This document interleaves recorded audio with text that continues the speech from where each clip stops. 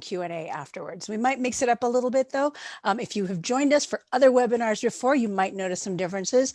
One thing we're going to try here, it's going to be kind of a surprise. So hang on, we're going to try it later on. But in the meantime, for those of you who don't know me, my name is Marjorie. I am in the marketing department at Automatic, the parent company of WordPress.com. I'm based in Western Colorado. And as you see, my lovely assistant is in the background. Today, we're going to be talking about this product that has been around for about a decade. I'm not really sure, but it's been a core part of our company and how we collaborate from the very beginning. Automatic is a fully remote company, so you get to see a little bit behind the scenes of the essential tool that we use to make sure that we keep our flagship products like WordPress.com up and running 24/7 just for you. So a little bit of housekeeping. Today we're going to be, as a lot of you may know, we're going to be recording this webinar. So if you have to leave early or something, you'll be able to access it on our YouTube channel at youtube.com/automatic. It's going to be available in a couple of days. We're also live streaming this on Facebook and YouTube and possibly LinkedIn. My colleague Jeff is working on that. So Jeff, you want to introduce yourself? Hi, everyone. I am Jeff Rosick from WordPress.com as well. And we are indeed live streaming today also on Facebook, YouTube, and LinkedIn. So hello to everyone who might be watching us in social media. I will be minding the conversation on those three communities. But regardless of where you're joining us from, thank you so much for taking the time to be with us today. And so we're going to also have a question and answer portion. If you look at the bottom of your screen on Zoom, you should see a little button that says Q&A. That's where you can access the Q&A panel. Just type in your question there at any time during the broadcast. We will either answer it during the broadcast itself, or we will answer it live at the end of the session. So feel free to ask questions there. If you're also on Facebook or YouTube, you can ask questions in the comments, and we'll also pull that out as well. And so without further ado, I'd like to introduce you to my colleague, John, who will be presenting. Thanks, Marjorie. Hey, everybody. I'm excited to be here. How this is going to work is in a few minutes, I'm going to share screen and walk through how different views on how educators and teachers and students are using P2 and help you to visualize that. And then we'll get into QA, as Marjorie said. So the reason I'm here to walk through this is I've been working on the team that's bringing P2 to market, the new P2 product. I've also been using it for about a decade now. So as Marjorie mentioned, it's something that's been around for a while. And I also have a couple of kids who are doing remote education, so a couple teenagers. And so every day I see them seeing what's working, what's not working, talking with their teachers and principals and others about and seeing what they're using. And so I have a pretty good idea myself of what's going on with education. And then since we've launched the new P2, educators has been the #1 use case so far. So we have professors at universities using it. We have administrators. We have high school classes. There's for-profit training, computer education, so all sorts of different kinds of educational things that are happening on P2 right now. So we're really excited to see that, and hoping more educators will find it useful. So let me share my screen. So as Marjorie said, P2 has been around for a while. This is the 2009 version, I believe, of it. Can you see it, Marjorie? Okay, so it looks much better now, as you'll see, but there's a couple things that share resemblance. So this below where it says "Hi Noel," that's the editor, and we continue to have a front page editor on P2. And then I believe back at the time we could also @mention people, so I'll also show you how that works as well. Automatic, this was I think this might have been the first P2 we used, but since then our company has moved on to create 1,000 P2s. So every team in our company has at least one P2. There are P2s for cross-company things like HR and then a bunch of water cooler things. So people who might live in a different part of the country, different part of the world, can spin up their own P2 and use it there to have their communities. In 2020, we decided, with the kind of the world moving to remote, we decided to really double down and put some more teams working on making P2 easier to use for people outside the company. And so that's what we've launched and made it available to others at WordPress.com. Before I get into kind of some of the other screen sharing, I wanted to kind of go through some of the themes we've seen from educators as they've moved to remote work. So one is that challenge they have with centralized decision making. So some of the even principals and other administrators we talk to say that it can be hard to kind of just adopt a new tool because they need budgetary approvals or other buy-in from above them. And kind of P2's answer to that is the product is free to use. We will have additional versions that will be paid, but this product will be free to use. There's no reason to get budgetary approval for it. And it is really great for when we're seeing teachers using it just for a single class, or maybe if they have two classes, they could use it for two. So it doesn't necessarily need to be school-wide. It can be, but that's not how we're seeing it today. Another one is kind of the learning curve. A geography teacher or algebra teacher that wants to teach those classes doesn't really want to be teaching how to learn a new tool. And the great thing about P2 is it's based on WordPress, which is the most popular, most widely used software for creating websites and managing online content. So if people haven't already used it, we've been working on it for well over a decade to make it very easy to use and for newcomers to learn how to use it. A third thing is Zoombies. So with my kids, they're on Zoom calls for hours a day. In fact, my son was telling me last night that there's a movement that he's aware of kids who are just kind of boycotting Zoom. They're just not showing up. They want to do more async. And I think at some point that my guess is that more teachers will gravitate towards having some Zoom, but doing more asynchronous work. And we're seeing a lot of commentary on that, and that's really what P2 is good for. It's a companion to video, but teachers are helping their students to get their work done at the time when it fits those students best. And then a fourth thing is that students prefer apps to email. So one study I saw was from Bowling Green State University that more than half of students said they don't always read emails from academic departments. And 72% said they treat emails from student organizations like spam. So teachers and administrators and others are sending email expecting it to be read, and then they're not getting very high open rates. So what P2 does here is email can be sent.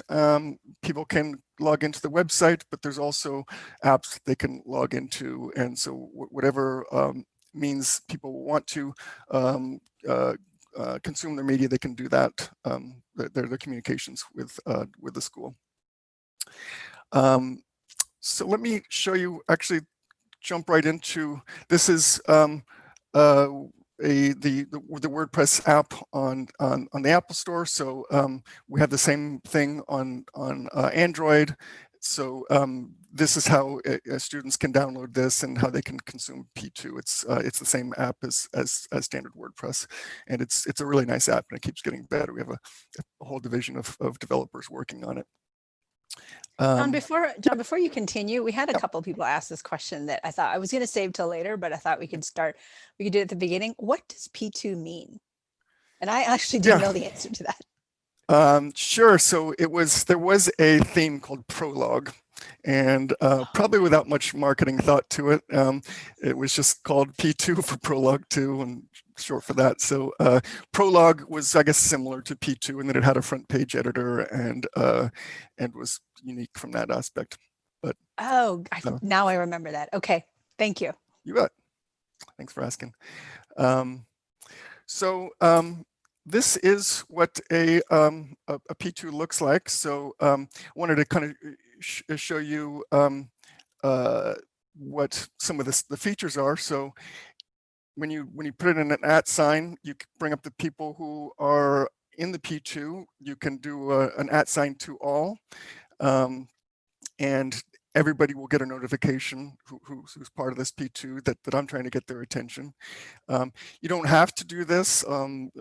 Good number of P2 posts do not need to call someone's attention, but it's really nice, especially if you have a large community and you're really trying to get someone's attention, that you can go that extra step to get their attention with this. This is the editor, so it's you know, some of this will look very familiar for any other kind of word processing or other things that you're doing, but you know, bold, italics, if you want to link to something, you can do that here. The plus sign is where we can add blocks. So this is a huge and growing library of different kinds of things that you could drop in here. You can embed Twitter, you can embed YouTube. There's all sorts of formatting things that you can add in here, and I'll show some of these a bit later, but that really helps kind of make P2 a little bit more vibrant than definitely compared to email. Another thing I wanted to show was there's kind of two kinds of content here. So we have posts and then we have documents. So if we click on this hamburger, we kind of navigate between. The difference between posts and documents is for a teacher, documents would be maybe kind of rules of conduct or maybe some test or static content that you want to put here, and it really doesn't matter what the chronological order is. This is where you're gonna put your PDFs or other documents. Whereas a post here, it's in chronological order. So this was the post from the 19th, and this was from yesterday, and so that's how it's going to be arranged. And generally, it's there's kind of more interaction on it. So once I post here, there might be some comments and so forth. If I open up a post, you know, that's what it'll look like, and somebody can come in here and comment. And the comments are really similar to the post too. So there's a lot of the same formatting that I can do here. I can make things a quote. I can create columns and verse and so forth. Also, just wanted some other things to call attention to is I have my team here, and I can add to them with that. And then these just are quick navigational things. So if I want to see just my posts, I can click on that and it'll call those up. There's no new comments, but if there was, I would see a number here that tells me how many new comments, and I can click on that and it'll bring those up as well. So that's kind of the quick navigation of how what a P2 looks like.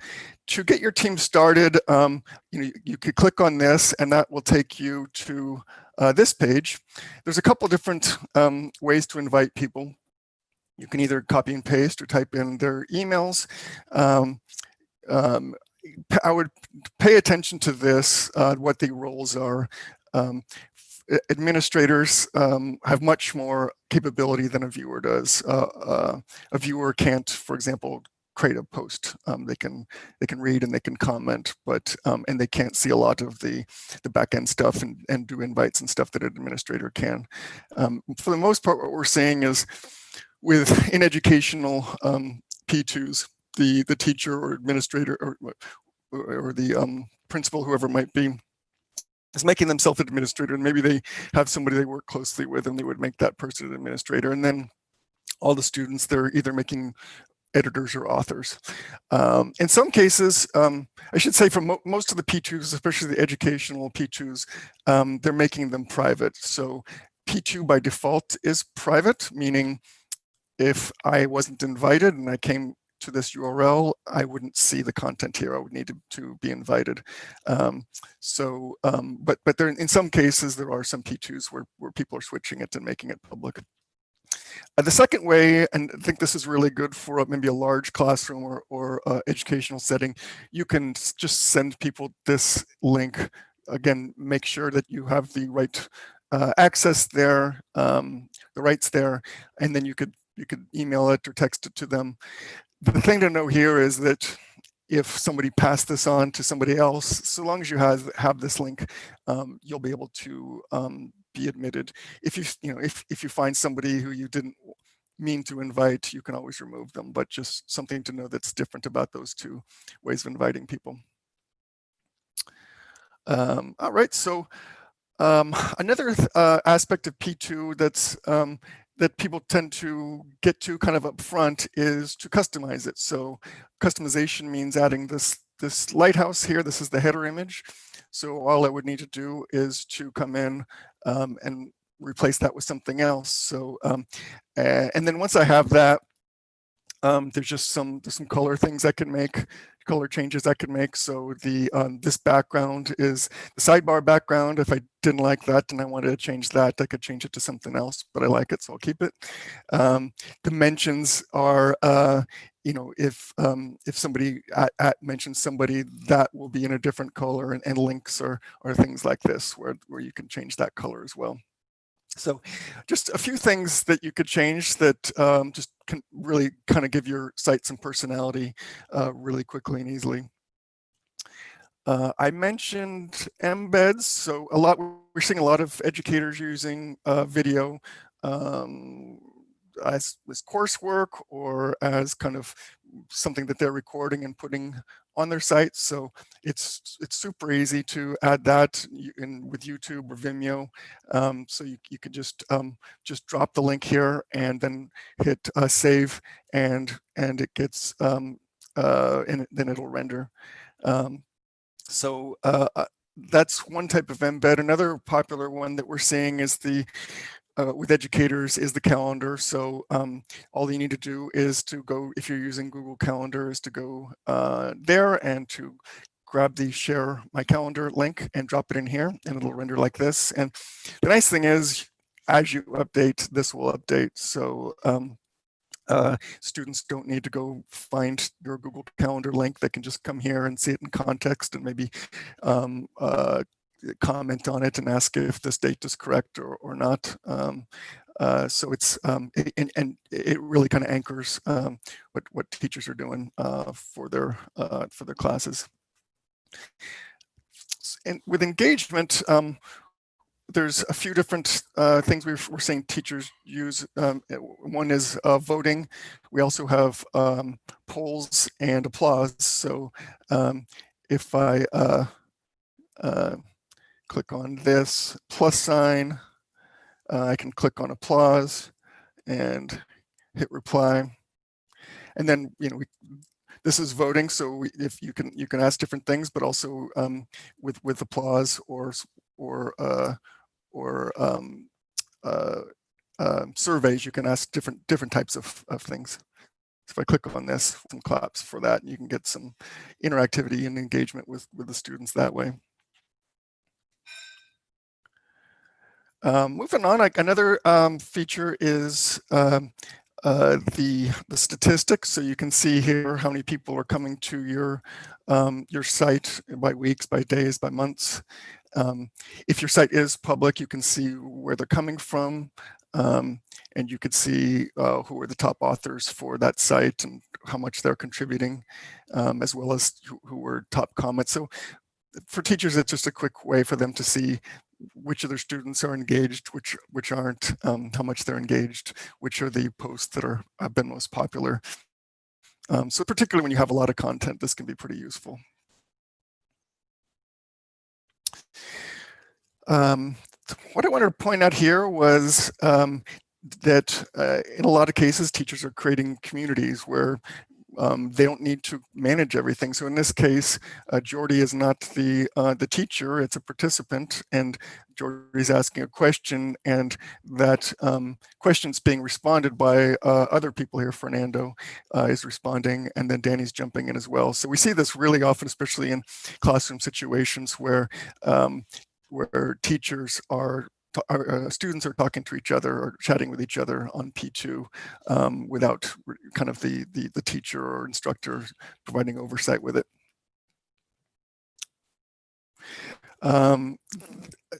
Just wanted to show just quickly GIFs and emoji are both part of P2. So something again that you don't really get in email that can kind of bring some life to things. And if I do that, this is kind of how we can bring up some emoji and add that to a P2. Again, just going back, it works the same way as a YouTube. All you need to do is drop in the link from the GIF, and it'll render like that. So security is something that comes up a lot with educators for obvious reasons. P2 runs on WordPress.com today, and it's a very highly secure web platform. One of the things we really recommend that you do upfront with P2 is to have your team or your students use two-step authentication. This makes it really, really hard for a somebody you don't want on the P2 to jump in and pretend that they're a student and cause problems. So if you have any other questions, we have support teams that can answer you on that. So what I want to show here was we have just different display options. So if you this is kind of the standard display where you're seeing everything. If I click on this to compact mode, I will see a kind of a different view. So I'll just see one line for everything. And there's another mode here that's a little bit different as well. And then one other thing is if I click on stick post to home, I can do that for any post, and now it's pinned. So doesn't matter when I update this, this map will be at the top of the page. So a couple different ways to manage your P2 with those features. In terms of creating a new P2, it's super easy. All you have to do is click on this. That'll take you to this page, and there's just really two steps. One is to give your team or project a name, and then choose a site address. If you pick one that's already taken, it will recommend some other options for you. One thing that does get asked is the people I invite to this, will they need to create a username? If they already have a WordPress.com username, they don't have to. But if they're new to the platform, they'll need to do that. But it is very quick to get that done. Something new I wanted to show that's not yet live, but will be shortly, is we've created, I don't know if even Marjorie's seen this, but we have a new task block. So if a teacher wanted to assign different things to a student, they could type this in, and then they can assign that. So assign that to AJ, and then AI, and then AI will get that task assigned to them, and they could create dozens of tasks here for a project and have everybody in the class be assigned something.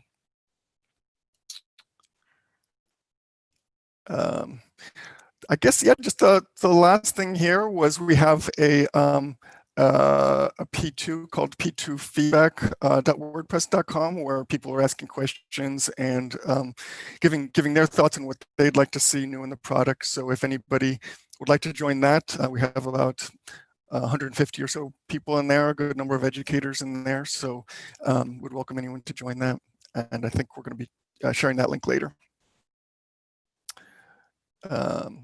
So yeah, that's the quick walkthrough. Marjorie, Jeff, did you have any other questions, or?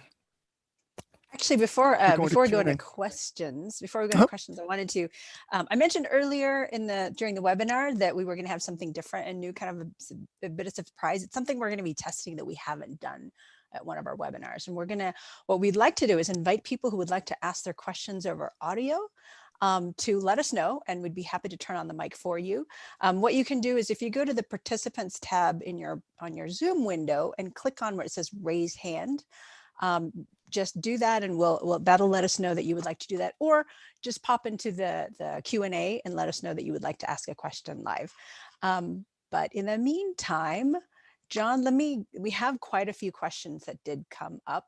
So let me start out with someone asked, let's see, I think it was Manuel, who asked if there was a way that you could walk us through an educator's journey through using P2. And I know that we already have some classes of it that are using P2. So we have obviously some privacy issues. Hang on.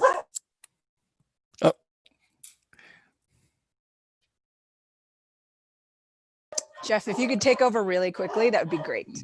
You got it. You got it. Hey, this is Jeff again here, showing my face on camera. Thanks, John. Great overview. We do have a couple of really good questions, both in Marjorie's queue, some of which are being asked by our canine friends, as well as a few really good ones on social media. So John, if you don't mind, I'm actually going to start with one that came in from our friends watching on YouTube. On YouTube, Austin asked, what makes P2 better than a social media group chat? WhatsApp, Telegram, etc. And I will share with you what I answered on YouTube, but I should allow you to take the first swipe at it. Oh, sure. So yeah, at Automatic, we use a chat service called Slack, and it's widely used. And for most people, it might be the first thing they look at in the morning. I think the main differences are one is it's really noisy in Slack. Especially imagine a classroom with 20 people or even 100 people. It kind of is more of a water cooler to start the day, and you can just get a lot of content in there. So the other day I was looking for something in Slack, and I must have spent half an hour looking for it, and came up empty because the search terms I was looking for were just too common. So P2 tends to be more of a there's maybe fewer posts, and the posts are maybe more important than what you have in a chat tool. And also, I would say, it's based on WordPress, which if you're not familiar with it, a lot of the major media companies in the world use WordPress to publish their online news content. So it is just really powerful for formatting and for creating rich looking content in a way that, a lot of chat is really mostly text based with some emoji. That's fantastic. I added to that that you can really control access levels for your coworkers, for vendors and contractors and that sort of thing, which I think you've touched on, John, as well as the security that goes along with being built on. Yeah, good point. I was going to add that. Yeah. Great. So Marjorie, we do have, I'll keep an eye on social media questions. We do have at least one hand raised question, which I think you were starting to suggest. If you're watching us on Zoom, you can ask a question live. Yeah.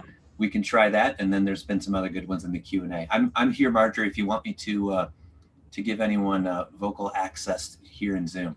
Awesome. So let's start out with a couple, and I apologize for that brief moment of radio silence, but let me jump into the Q&A panel really quickly, because we have some really, really great questions. Did you all answer the question about the educator journey? Because we do have a lot of educators here. And so I know there's some privacy issues with showing some of the class P2s, but if you could kind of walk through an example of how a teacher would use P2 to collaborate and communicate with their students, that'd be great. Yeah. So I'm going to use this one because this is a P2 that I created, so the privacy issues here, and it really was a response to a lot of other people asking how Automatic works. We've never really had offices before, and so kind of out of the box, we've had a distributed remote culture, and so. So we got those questions, and how I started it was there was no team here. I created the P2, added the logo, and then my first thing was just to add some content. And I asked teammates who had written articles about remote work if they could add it here. So they added that, and then. Once I felt that there was enough content that there was worthwhile for people to visit, then I invited the team. And so we had the formatting, we had the content, and then inviting the team in those 3 steps. And it's really similar to what we're seeing with educators, where in some cases I think the educators were kind of in a jam early on where they really didn't know how they were going to do remote education, and so they really didn't have that much content up on their site, their P2s. To start, they really started inviting people. But I think right now, probably the best way is once they once they do have some content, we do have on every P2 kind of some explanation of how it works. But if a teacher understands, that that this is how to use it and how to share information, they can also explain to the students if the students have any confusion at all about what they're trying to accomplish here. But I guess one other thing I would say is a number of the teachers are using more than one tool. So they might be using Zoom or some kind of video. They might be using something like Google Classroom, or there's another tool, that Blackboard is another one. So P2 is a companion to them in terms of maybe making announcements, or it might be equivalent to kind of the introduction to the day at the school and kind of the closing remarks at school, and then a lot of the other stuff is happening in Google Classroom and other tools. Awesome. Thank you so much for sharing that. So we're going to go to our first live question. Jeff, if you could open up the mic for Balo Mustafa. Balo, can you hear us? Are you able to chat? I am trying to open the mic for Balo. I'm clicking on allow to talk. For some reason, it's not working for me, Marjorie. Maybe try it from your end, click into participants, and then find Balo's name atop the list. Here we go. Do we have you, Balo? Oh, he might have dropped off. He's still with us, Balo. Well, let's try the second one on the list with Austin. And again, this is the first time we've ever done this, so we apologize if. Okay, I think we have Austin live. Austin, take it away with a question about P2. Okay, hello. My question is, if I have a WordPress site that's already running, can I add P2 later to it, or I have to create a different site? That's my main question. Thank you. Yeah, I guess my recommendation is to create it as a new site. So P2 is on WordPress.com, but it's not a theme; it's a product. So if you're using another theme, you can't easily switch from that to P2. But you can continue to have your current site and link from that to your new P2. Would probably be the best way to do that. We actually had Herbert actually asked that same question. So Herbert, I hope that answers your question. We have another live question on the Q&A panel. So from Devana, can businesses or individuals use P2? It sounds like you are focusing on schools, but anyone educating a team or a group of chosen contacts or family, can you use P2 for that? Yeah, definitely. We're seeing kind of all the things you mentioned. People using P2 for. We're seeing a fair amount of churches or religious groups using it. We're seeing people who are using it for stock market information sharing. There's family travels that are being planned on P2. We've been running our 1,300 person business on P2, as we've mentioned, and we're seeing other both smaller and larger businesses using it. We're seeing newsrooms that are kind of sharing their news content kind of before they get it published, kind of doing the behind the scenes news work there.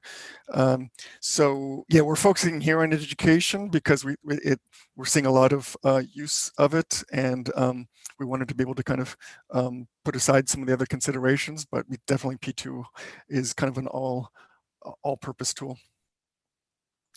Yeah, I will note that so Automatic we are almost 1,300 people. We're all fully remote across 70 some odd countries, I think. And we primarily communicate asynchronously over P2. Now, we have multiple P2s. We have a lot of P2s. Every team has one, projects have one. They're all connected in a network. And so that does make it, a little bit different from, say, one class with one P2. But it is definitely a very powerful tool, and it's great to be able to, just collaborate with your colleagues and know that if I'm going to be posting something, it's not going to get lost because it's there on the P2. So go ahead, John.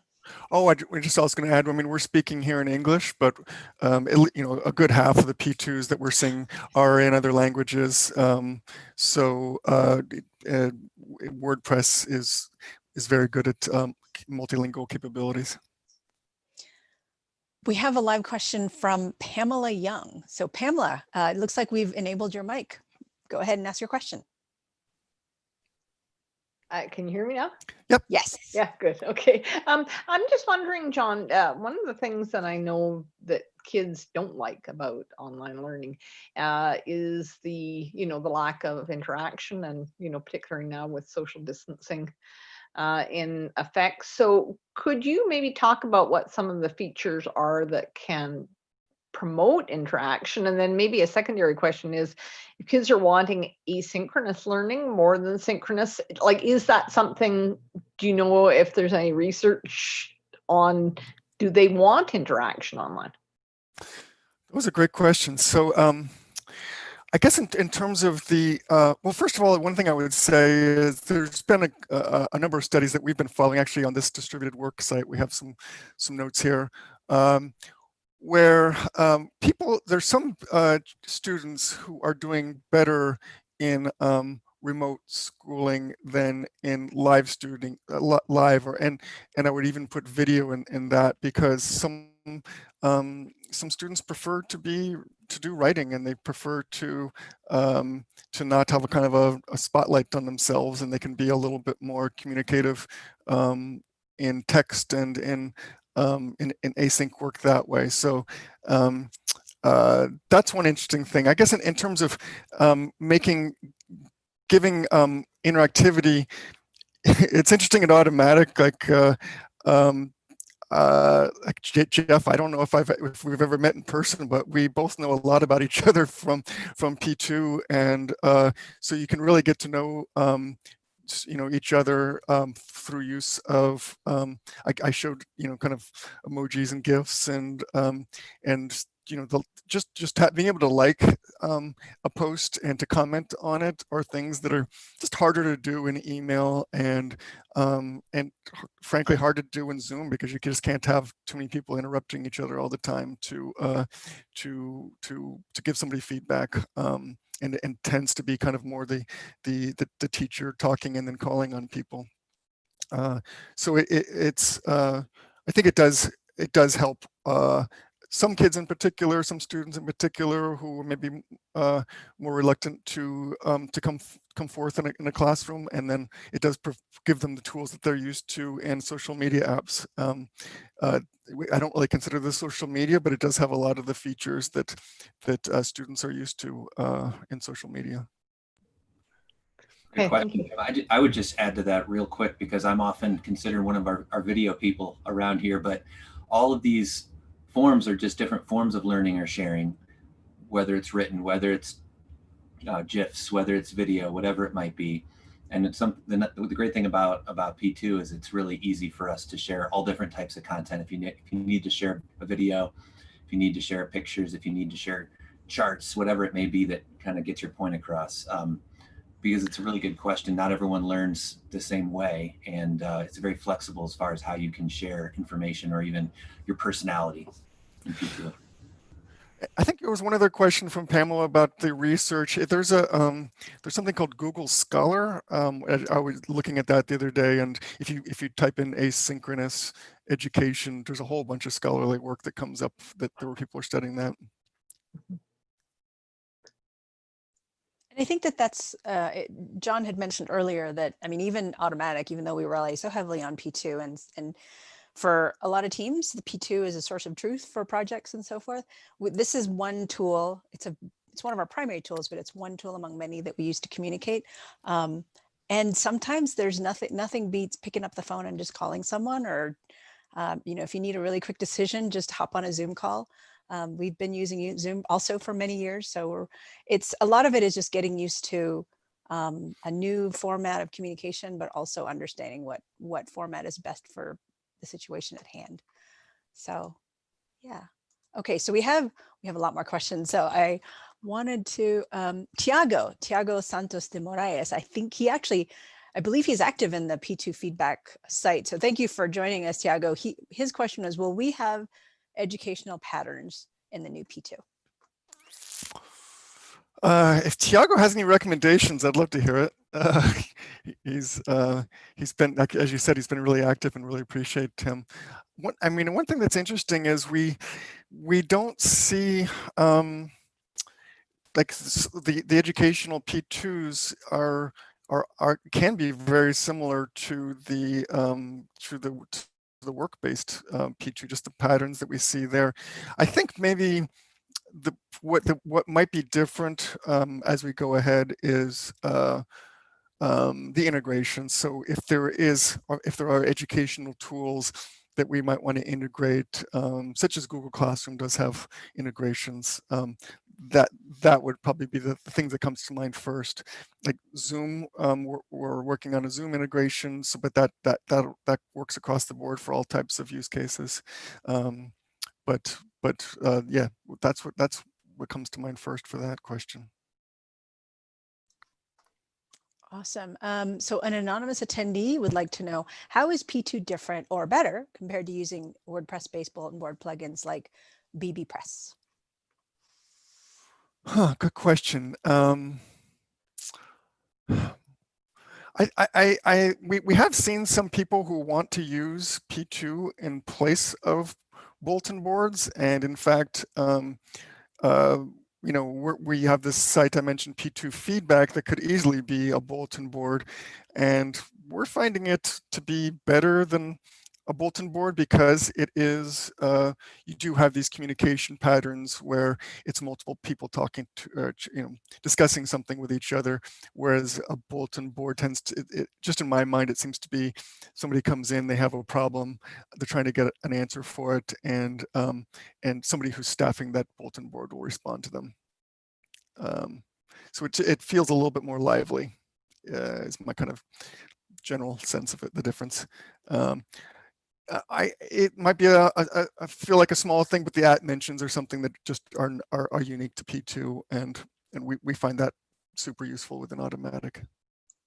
For sure. Yeah, when you're following dozens of P2s, and because for whatever reason these are all the P2s that are important to your work, it's really handy to get an app mention, because if you have the WordPress.com app, for example, you'll get a notification that you were mentioned on a P2, and if you have it enabled, you also get a notification via email that you were mentioned. And also, yeah, that sidebar will also, when you log into your WordPress.com account and look at your notifications, so that's really, really useful when you have a lot of conversations going on. All right, so we have David Bennett who would like to ask a live question. David, if your mic is on, can you hear us? Yeah, I can hear you. Can you hear me? Awesome. Yep. Yes. Yeah. My question, can you show again how you create task lists? And I saw it in passing, and I thought that the little icon before the task was different than just in a list, as though there's a thing called tasks, and I can't see it anywhere. Yeah, so that was the one thing that I showed that isn't available yet to everybody. So it's something that's available to, we're testing within our company right now. So as soon as we feel confident that there's no major bugs in it, then we'll make that available to everybody. But basically, the way you'll find it once it is live is just come here, type in tasks, and type it correctly, and it'll come up. Yeah. Actually, this is not an internal site, so it doesn't come up. But yeah, that's how you'll find it in the future. We have another question from an anonymous attendee. It looks like there might be a couple more people who are interested in the answer to this. Will this work for me to collaborate with a developer or an assistant, not for a class? Yeah, I guess one analogy I would share there is, so everybody at our company who interviews for a role gets a project to work on, and many of those developers or designers, and so we create a P2 for each of these projects, these trial projects we call them, and so the hiring person here at the company will define what the project is, and we'll put that on the P2, and then the developer is basically sharing their work. And if they are not sharing their work, but just kind of showing the end product, that's not really doing what the project is designed for. So that's a good number of the P2s at Automatic are sharing design work and development work in these projects, as well as just kind of the day-to-day work as well. So it's a great tool for that. And we are seeing some educational P2s where developers are teaching people how to different types of software development, but data mining to graphic design.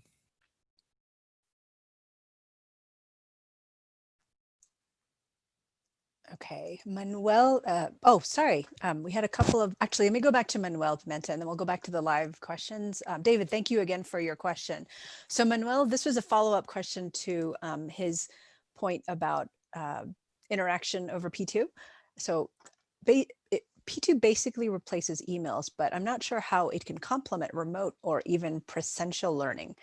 I'm really missing something like, and he quotes, so imagine the teacher has talked about Native Americans in the Zoom call. He could create a post for assignments or for related content, and then the students would do X and Y.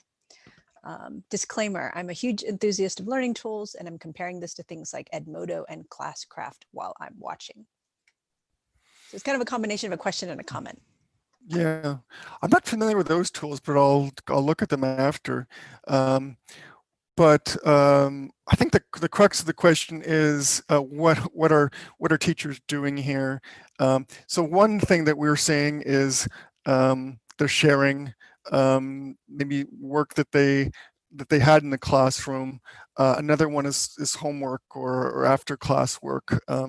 Another is planning the week or the month, just giving the students an idea of what's coming up next. Another one is just, one thing that gets lost in Zoom calls is, if you're on there for a few hours a day or even an hour a day, you might miss something important. So just repeating it and putting it here in case somebody missed something, they can P2 that quickly. And then just the interactivity. So I showed kind of the polls and surveys and those things. So not every teacher is wanting to get a lot of feedback from their students, but some are feeling like when they move to remote schooling that's something that they miss out on. John, I apologize if I missed this earlier, but did you talk about embedding a YouTube video or like a Vimeo video into a P2? Yeah. Because that's okay.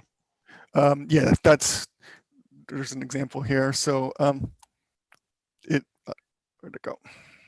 Yeah. So yeah, it's something that's super common and looks great, and you don't get bounced off to YouTube. You can just play it here within the P2. Awesome. Okay, so let's go to the live question. So Balo Mustafa, looks like your mic is on. Can you hear us? It just went off. Oh, no, wait, he's still there. Balo, can you hear us? Okay, we can move on to Austin. Austin has a question on Austin Sanhanga. Okay, here is Austin, and Balo, I see your hand is still raised, so we'll try you again next, sir, if you're still there. Okay, hello again. Yes. I had another question. Okay, so let's say I want to start a P2 with a person who doesn't know WordPress, who hasn't used it. There like some support tutorials on how to help them, like video tutorials or like resources, learning resources. What's the best way to help them? Yeah, when you start a P2, at the very first post, we'll give kind of every P2 comes with it. We'll give some tips on how to use it. On WordPress.com/P2, one of our designers has created something called guides. So you'll see guides linked there. So it's a few articles on how to use P2, and then And if you on YouTube, there are some videos as well from some people who spent time with P2 and kind of explain how it can be used as well.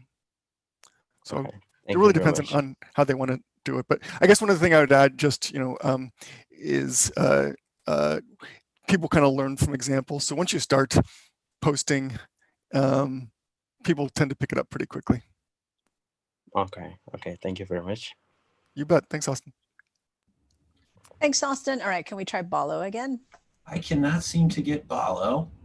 Balo, if you're there, please please try raising your hand one more time if you're there. But let's we have one more from David too. I'm going to try David here. It's good. Hi, David. Yeah, hi again, and thank you. Yes, I'm going to go on about tasks because I think it's a really, really good potential use for P2. So, do you have an approximate ETA for tasks?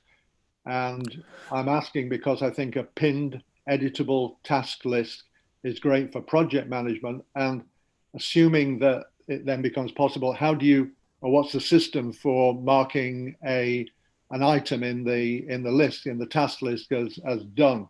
Can the done ones go somewhere? Forgive me, I've got a phone call. Oh, you bet. There is actually kind of a workaround right now. So if you, Marjorie might know about this, but if you just if you type in the letter O at the start of a line, it becomes a checklist. Yes. So you can check it Yeah. off that way. Yeah. With the new one, yeah, once you a round circle comes up, and once you click that off, then the task is marked as done. But yeah, that does seem like a nice way to do it, to pin it to the top of the page, and once you're done with that, maybe you start with a new task list. So yeah, I agree with David as well. Like I'm really excited about the task block, and there's at least one other block that's similar like that we're working on as well. That's kind of project management oriented.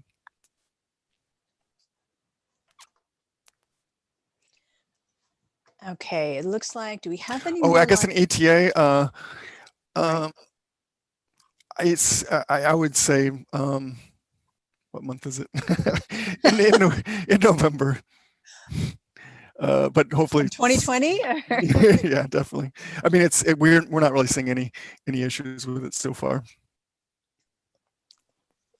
All right, I would say awesome. in 2 weeks, John. Okay, thanks, Miguel. I didn't want to. That was going to be my guess, but I didn't want to put you on the spot. Awesome. Okay, so 2 weeks, David, if you're still there.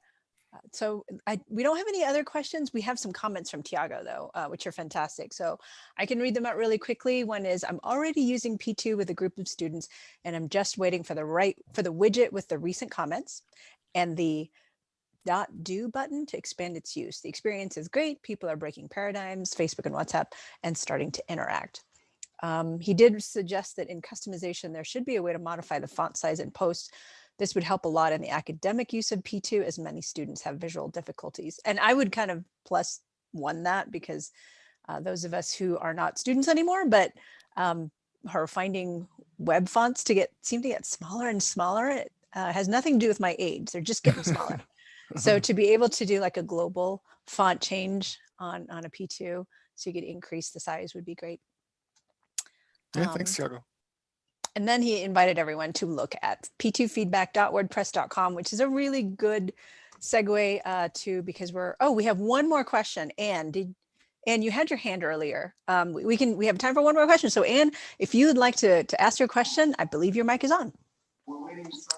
Hi, good day. Hello here from South Africa. Hi, Anne. Hello. I have a question. I really love your product. We currently in South Africa use a product called Moodle and designing. So I assume this will be hopefully much better, because our biggest problem is content management. Would you recommend P2? Pretty much you mentioned HR. Does that mean we can attach files and etc. of the actual individuals as well? And then secondly, I have clients that is looking at storerooms, that we've got a big problem in South Africa for people to manage their stores. and the content inside, which you also recommend. So it's a bit of a 2 questions in one there. Thank you. Yeah, thanks, Anne. Yeah, for documents, this is where you can add documents here. So yeah, I mentioned earlier, there's a couple different ways to manage documents. One is as post and one is as documents. So this is how we use it. There's, depending on the team, they'll use some documents more than others, but you can add a PDF here, or if you're using Google Docs or something, you could link to those as well. In terms of stores, Jeff and Marjorie, you've done some work on WooCommerce, so maybe you could recommend that. But it's that P2 is not really made for e-commerce, if that's what we're talking about. But we do have an e-commerce plan through actually a South African built product called WooCommerce.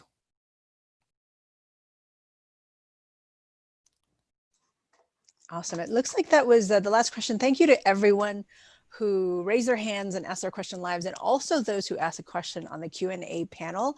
So we're going to wrap this up really quickly. Thank you again, everyone, for joining us, to my colleagues, John, Miguel, and Jeff, for being fantastic colleagues on this webinar. I wanted to remind everyone that there will be a survey that you'll see if you haven't already, when you log off of this webinar, you'll be taken directly to a survey. We would really love to get your feedback on this particular webinar and also suggestions on future topics for webinars. We'll be sending out an email in a couple of days to all the registrants, not just those who attended, but those who couldn't attend. And in that email, there will be a link to the recording, as well as another reminder to the survey if you have not already filled that out. And it will also include a link to the P2 feedback site, where we encourage you to join if you have a P2 or if you have questions about P2. That site is already on P2, so you can kind of get a taste of what that's like. And you can find that at p2feedback.wordpress.com, and anyone can join. It's totally free.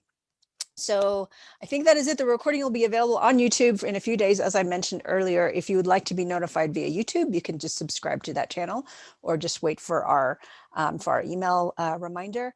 Thank you so much for joining us today. It's been a really tough year, and we love that you're a part of the WordPress.com community, where we hope that wherever you might be, you are safe and healthy. We will see you next time.